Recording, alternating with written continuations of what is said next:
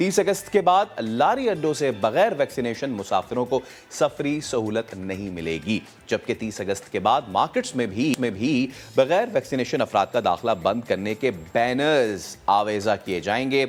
अब घर घर वैक्सीनेशन के लिए रजाकारों के जरिए सोशल मोबिलाइजेशन भी की जाएगी। इसके अलावा 18 साल से जायद उम्र के तलबा और तालिबात के लिए कॉलेजेस में ही वैक्सीन सेंटर्स बनाने का फैसला कर लिया गया है। महक, तो ये लाहौर में तो बड़ी ज़बरदस्त इक़दाम उठाए जा रहे हैं। इक़दामात के साथ साथ अगर मैं कहूँ फैसले के इस पे अमल दरामद अल्लाह करे उसी तरह हो जिस तरह से बातें होती हैं, तो ये ज़्यादा ज़रूरी है, क्योंकि इक़दामात उठाना और फिर उन पर अमल दरामद करवाना ये दोनों एक अलग अलग और बहुत मुश्किल मरहले हैं। इसी पर बात करने के लिए commissioner Lahore captain retired Mohammad Usman sahab ने हमें ज्वाइन किया। उस्मान साहब, बेहद शुक्रिया वक्त देने के लिए। Good morning. ये जो दो फैसले हैं कि जनाब डेडलाइन दे दी गई है वैक्सीनेशन कंप्लीट करने की और इसके बगैर आप सफ़र भी नहीं कर सकते, सुनने में बात करने में बड़ी अच्छी चीज़ें लग रही हैं, बड़े अच्छे फैसले लग रहे हैं, लेकिन फ़ैसले लेने और उन पर अमल दरामद करवाना ये दो अलग अलग चीज़ें हैं। मुझे प्लीज़ बताएगा क्या प्लान तश्कील दिया गया है, क्योंकि अवाम सुनने को तो तैयार नहीं है, मानने को तैयार नहीं है, तो सख्ती की ज़रूरत होती है।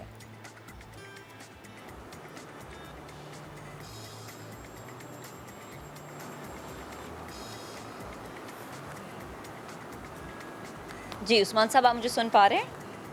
ठीक, कैप्टन रिटायर्ड उस्मान साहब, मुझे आपकी अब आवाज़ आई है, पहले आवाज़ तो नहीं आ रही थी। जी ओके, उस्मान साहब मुझे बताएगा, सबसे पहले तो बेहद शुक्रिया कि आपने वक्त निकाला। ये जो हम देख रहे हैं इक़दामात किए जा रहे हैं कि डेडलाइन दी जा रही है, सफरी पाबंदियां भी आयद हो सकती हैं अगर आपने वैक्सीनेशन नहीं करवाई।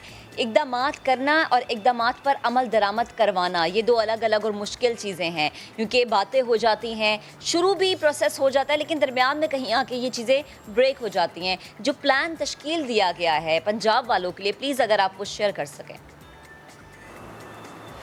जी बहुत शुक्रिया, thank you very much for highlighting this very important issue. देखिए, मैं सबसे पहले अप फ्रंट ये बात कहना चाहता हूँ कि ये जो वैक्सीनेशन है ये सिर्फ अब कागज़ों वाली बात नहीं है। रोज़ाना के नंबर्स हैं, रोज़ाना लोग आके वैक्सीनेशन कराते हैं, और मैं बड़ी मौदवाना तरीके से ये बात करना चाहता हूँ कि हेल्थ डिपार्टमेंट पिछले तकरीबन 6-7 माह से, अब तकरीबन 8 माह से यही काम कर रहा है और बहुत ज़्यादा तवज्जो दिए हुए है। और मेरा ये ख्याल है कि शायद कहीं ना कहीं दूसरे कामों पर ये असरअंदाज भी हो रहा है। पूरा का पूरा हेल्थ डिपार्टमेंट अपने सारे पैराफर्नेलिया के साथ पिछले 7-8 माह से ये काम कर रहा है, और कब तक करते रहेंगे हम? अल्टीमेटली हमने कहीं ना कहीं इसको वाइंड अप करना है, दोबारा वापस जिन कामों पर हम पहले काम किया करते थे, जिन चीज़ों पर, उनके ऊपर तवज्जो भी देनी है। सो ये हमारी पहली प्रायोरिटी है कि जल्द से जल्द लोगों को वैक्सीनेट कराया जाए, और जो हमारे दीगर काम हैं, पोलियो है, डेंगू है, रूटीन की इम्यूनाइजेशन है, दूसरी दीगर बीमारियां हैं, उन पर तवज्जो दी जाए। और ऑब्वियसली उन पर तवज्जो अभी भी है, लेकिन कम है। आप देखिए कि रोज़ाना की बुनियाद पर सेंटर्स की तादाद में इजाफा किया जाता है,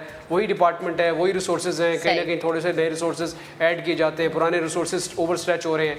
तो हमारी तो कोशिश है कि जल्द से जल्द इनको हम वैक्सीनेट सब लोगों को करके वापस अपने पुराने कामों पे हैं। अब आपने जो दूसरा सवाल किया कि हम कैसे करने जा रहे हैं, क्या तरीक़ेकार है, देखिए अभी तक जो हमारी वैक्सीनेशन चलती रही वो वॉलंटरी बेसिस पे चलती रही। हमारा ये ख्याल था कि हम सेंटर खोल के बैठे हुए हैं, लोगों को खुद से वैक्सीनेशन करानी है, वो हमारे पास आ रहे हैं, और ये किसी हद तक कामयाब भी था।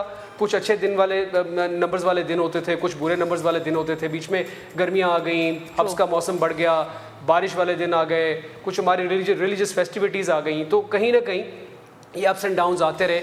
नंबर हमारे सेंटर्स जो थे उनकी तादाद को बहुत ज़्यादा नहीं थी। यानी कि अब हमने जो नया किया है वो ये किया है कि हम एक तो स्टिक एंड कैरेट मॉडल ला रहे हैं, यानी कि अगर आप वैक्सीनेटेड हैं तो आपको कोई फ़ायदा है, या अगर आप वैक्सीनेटेड नहीं है तो आपको कोई नुकसान भी है। मतलब एक तो ये स्टिक एंड कैरेट मॉडल है, ताकि लोगों को थोड़ा सा एहसास हो कि अगर हम वैक्सीनेशन नहीं कराएंगे तो खुदा ना खास्ता हमारे ऊपर कुछ पाबंदियां लग सकती हैं। और वो पाबंदियां क्या हैं जो लग सकती हैं? लेकिन दुनिया भर से हमारे मुशाहिदे में ये बात आई है कि ये बीमारी ट्रैवलर्स ने फैलाई है, और ट्रैवलिंग की वजह से और मोबिलिटी की वजह से ये बीमारी बढ़ी है या फैली है। दुनिया भर का मुशाहिदा आप सामने रख लें, इंटर कॉन्टिनेंटल देख लें, इंटर रीजन देख लें, इंटर कंट्रीज़ देख लें, आपके सामने ये बात आएगी कि जो रीजन्स या जो कंट्रीज़ कम मोबाइल हैं वहाँ पर ये बीमारी कम है। इसी तरह अगर आप पाकिस्तान के अंदर भी देखेंगे तो जिन शहरों के अंदर मोबिलिटी कम है वहाँ पर बीमारी कम है, और जो शहर ज़्यादा मोबाइल हैं by the nature of their economy, तो वहाँ पर ये बीमारी आपको ज़्यादा नज़र आती है। कराची, लाहौर, इसी तरह हमारे जो रूरल एरियाज़ हैं वहाँ पर बहुत सारी ऐसी जगह हैं जहाँ पर इस बीमारी का अभी तक वजूद ही नहीं है। लोग समझते हैं कि ये मजाक है और ये बीमारी बिल्कुल एग्जिस्ट ही नहीं करती। असल वजह उसकी ये है कि वहाँ पर मोबिलिटी कम है। उन्हीं चीज़ों को सामने रखते हुए इस पॉइंट पे भी ये जो ये जो चौथी लहर है ना, मैं आपसे ये कहना चाह रही हूँ, अर्ज करना चाह रही हूँ कि इस चौथी लहर में भी ना हमें लोगों को अवेयर करने की बड़ी ज़रूरत है। अगर स्पेशली मैं लाहौर की बात करूँ तो जो ताज़ा आदाद शुमार है, अगर आप हमारे साथ फिगर्स शेयर कर सकें कि अमवात की तादाद अभी तक कितने रिकॉर्ड हो गई है, मस्बत केसेस की शरह जो है वो क्या है? जी बिल्कुल, मैं ये नंबर्स भी आपको बताता हूँ। मैं बुनियादी तौर पर ये कह रहा था कि अगर हम इस मुशाहिदे को सामने रखें तो जो सबसे ज़्यादा मोबाइल लोग हैं उनको हमें टारगेट करने की ज़रूरत है। इसी तज्ज़िये की वजह से, इसी तनाजुर में हमने लाहौर के अंदर जो अभी रिस्ट्रिक्शंस लगाई हैं या जो कर्ब्स लगाई हैं, वो टारगेट हमने उन्हीं लोगों को किया है जो मोबाइल हैं, जो पब्लिक ट्रांसपोर्ट को यूज़ करते हैं, जो होटल्स में जाके किसी न किसी टूरिज़म के पर्सपेक्टिव से रहते हैं, या जो पेट्रोल पंप्स पे पेट्रोल लेने जाते हैं या मार्केट्स में मूव करके जाते हैं, तो उन जगहों को टारगेट करके हमने ये कर्व्स लगाए हैं या ये डेडलाइंस अनाउंस की हैं, इस सोच के साथ कि अब लोगों को शायद नहीं बल्कि यकीनन यह वैक्सीनेशन उन्हें करानी पड़ेगी, तभी जाके वो इस तरफ आएंगे। अगर आप नंबर्स की बात करते हैं तो पिछले 24 घंटे में हमारे अनफॉर्चुनेटली 12 लोगों की डेथ हुई, और लाहौर के अंदर तकरीबन 790 ऑड केसेस जो हैं वो कोविड के देखने को मिले। पिछले चंद दिनों से आहिस्ता आहिस्ता चौथी लहर की वजह से केसेस की तादाद में इजाफा आ रहा है। कोविड ये जो डेल्टा वेव है, ये जो डेल्टा वेरिएंट है, इसका जो ओवरऑल तज्जिया पूरी दुनिया से सामने आया वो यही कि जो इसके डिफरेंट कैरेक्टरिस्टिक्स हैं, उसमें जो सबसे नुमायाँ खुसूसियत है डेल्टा वेरिएंट की वो ये है कि इसकी ट्रांसमिसिबिलिटी ज़्यादा है जो पिछले वेरिएंट से उनसे, और वो मुशाहिदा हमारे पास हमारे इल्म में ये बात पहले से थी, जिसकी वजह से मुख्तलिफ नॉन फार्मास्यूटिकल इंटरवेंशंस वक्त से पहले अनाउंस की गई और वो कर्व्स भी लगाए गए, और वो उन नॉन फार्मास्यूटिकल इंटरवेंशंस की इम्प्लीमेंटेशन के साथ साथ अब हम लोगों को मजबूर कर रहे हैं कि वो वैक्सीनेशन की तरफ भी तेज़ी से आएँ और वैक्सीनेशन का रुझान जो है वो उनके अंदर तेज़ी से देखने को मिले। नंबर ऑफ़ सेंटर्स हमने बढ़ाए हैं लाहौर के अंदर। जो हमारे पहले जो सेंटर्स थे उनको हमने तकरीबन डबल किया है। यूनियन काउंसिल की सतह पर अब कम से कम एक सेंटर जो है उसको न सिर्फ फंक्शनल किया जा रहा है, बल्कि उस सेंटर से हमारी 3 से 4 सोशल मोबिलाइजेशन की टीम्स मूव करेंगी, जो वहाँ जाके लोगों को घर घर जाके बताएंगी कि ये आपके इलाके के अंदर सेंटर आ गया है, और वहाँ से वो डेटा भी इकट्ठा करेंगे कि किन लोगों ने वैक्सीनेशन करा ली है और किन लोगों ने नहीं करवाई, फर्स्ट डोज कौन सी लगी है, सेकंड डोज कौन सी लगनी है और किस तारीख को लगनी है। ये तमाम चीज़ें जो है वो अब हम घर घर जाके ना सिर्फ कलेक्ट कर रहे हैं बल्कि बहुत एक एग्रेसिव तरीके से इस कैंपेन को लेके चल रहे हैं। और पिछले अगर चंद दिनों में आप नंबर्स देखेंगे तो आपको बतदरीज नंबर्स में इंक्रीज़ नज़र आ रहा है।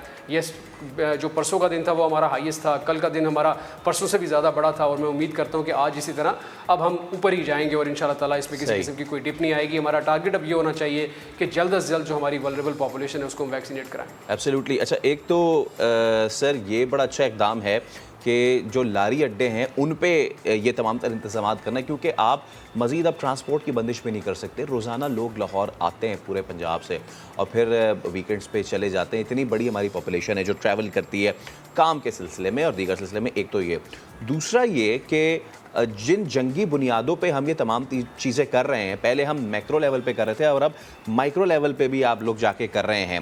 यानी कि हम आगे चल के ये भी देख सकते हैं कि अब डोर टू डोर जिस तरह पोलियो वैक्सीनेशन करते आए हैं हम, इसी तरह अब हम कोविड वैक्सीनेशन भी डोर टू डोर जाकर करना शुरू कर दें। इसकी भी मेरे ख्याल से वक्त आने वाला है। मैं थोड़ा सा वजाहत करना चाहूँगा। पोलियो के कतरे पिलाना और कोविड का टीका लगाना थोड़ा सा फ़र्क है। हम डोर टू डोर कह तो रहे हैं, लेकिन ये बुनियादी तौर पर ये यूनियन काउंसिल लेवल पर 1 या 2 सेंटर्स बनेंगे और उसके बाद फिर हम वहाँ से आउटरीच टीम्स मूव करेंगे जो जाके लोगों को वहाँ से कन्विंस करके उन सेंटर्स पे लाएंगी। देखिए, इस वैक्सीन में और जो मतलब पोलियो के कतरे हैं उसके अंदर बुनियादी तौर पर 2 चीज़ों का बड़ा प्रोमिनेंट डिफरेंस है। और एक तो यह है कि कोल्ड चेन मैनेजमेंट हमने पोलियो के ड्रॉप्स में भी करनी होती है, लेकिन कतरे पिलाने के लिए आपको सिर्फ सायादार जगह चाहिए। बच्चे का मुंह खोला, किसी ने बच्चे को गोद में बिठाया हुआ और आपने कतरे पिला दिए और आप वापस आ गए। ये जो टीका लगाने का अमल है ये ज़रा थोड़ा सा लंबा है। इसके लिए आपको मेज़ कुर्सी चाहिए, किसी को बिठाना है, उसको आराम से बिठा के उसके बाजू की आस्तीन ऊपर करनी है। सो इसके लिए ये सायादार जगह तो नहीं है, आपको कोई बैठक चाहिए जहाँ पे बैठ के आप ये काम करें। और हो सकता है कि टीका लगाने के बाद जो जिसको टीका लगा है उसको हो सकता है थोड़ी देर लेटने की ज़रूरत हो। तो ये इस तरह से घर घर जाके टीका लगाने की कैंपेन नहीं हो सकती, या उसकी एविडेंस हमारे पास अदरवाइज़ भी नहीं है। हम पोलियो की इस तरह की इम्यूनाइजेशन ज़रूर करते हैं जिसमें हम लोगों को वैक्सीनेशन जो है वो टीका लगा के करते हैं। उसमें हमारे पास भी ये एविडेंस है कि हम स्कूल्स में जाके, यूनियन काउंसिल्स में इस तरह छोटे छोटे सेंटर्स बना के, और वो सेंटर्स जो है वो टेम्प्रेरी होते हैं, 3-4 दिन के लिए एक सेंटर हुआ, 3-4 दिन के लिए दूसरा सेंटर हुआ, तो इस तरह से हम अपने टारगेट्स अचीव करते हैं। लेकिन ये जो हम यूनियन काउंसिल का प्रोग्राम बना रहे हैं, इसमें मैंने आपको बताया कि हमारे पास कम से कम 4 टीम्स होंगी, 4 लोगों की हर सेंटर के साथ जो मूव करेंगी चारों मुख्तलिफ डायरेक्शंस में। वो तमाम अपने एरिए को मैप करेंगी, कितनी मार्केट्स हैं, कितने घर हैं, कितने 18 साल से ऊपर उम्र के लोग हैं, वो किस टाइम पे अपने घरों में होते हैं, कौन सी वैक्सीन लगानी है। और इंशाल्लाह ताला आप देखेंगे पिछले चंद दिनों का मुशाहिदा भी हमारे पास ये आया कि इनके नंबर्स बढ़े हैं। इन लोगों की हम ट्रेनिंग अलग से करवा रहे हैं। ये जो सोशल मोबिलाइजर्स हमने इंगेज किए हैं, ये सोसाइटी से हमें मुख्तलिफ वॉलंटियर ऑर्गेनाइजेशन से फ्री ऑफ कॉस्ट मिले हैं, और ये नौजवान लड़के लड़कियां हैं और ये माशाल्लाह बहुत इंथुसियास्टिक हैं। इनको हमने छोटी सी ट्रेनिंग करवाई है जिसमें इनको एक क्वेश्चनर बना के दिया है कि इन्होंने किस तरह लोगों को जाके कन्विंस करना है, लोगों के जो खदशात हैं वो कैसे दूर करने हैं। अभी भी बहुत सारे लोग हैं जो कोरोना वैक्सीन को लेकर कि हमारी जो नौजवान नस्ल है ना, वो लोगों को सिखाने में, उनको अवेयर करने में बड़ी आगे आ रही है। ये तो नई चीज़ों की बात होगी।